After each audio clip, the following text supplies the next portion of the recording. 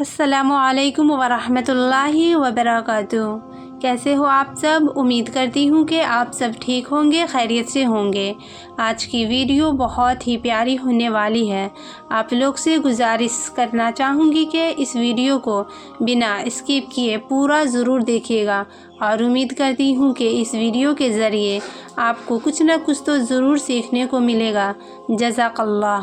زندگی کو بدلنے والی کہانی۔ ایک فقیر دریا کے کنارے بیٹھا تھا۔ کسی نے پوچھا، بابا کیا کر رہے ہو؟ فقیر نے کہا، انتظار کر رہا ہوں کہ مکمل دریا بہہ جائے تو پھر پار کروں گا۔ اس آدمی نے کہا، کیسی بات کر رہے ہو بابا؟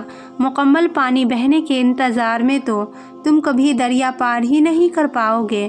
فقیر نے کہا، یہی بات تو میں تم لوگوں کو سمجھانا چاہتا ہوں کہ تم لوگ جو ہمیشہ یہ کہتے رہتے ہو کہ ایک بار گھر کی ذمہ داریاں پوری ہو جائے تو پھر نماز پڑھوں گا، داڑھی رکھوں گا، حج کروں گا، قرآن شریف پڑھوں گا، خدمت کروں گا، جیسے دریا کا پانی ختم نہیں ہوگا، ہمیں اس پانی سے ہی پار جانے کا راستہ بنانا ہے۔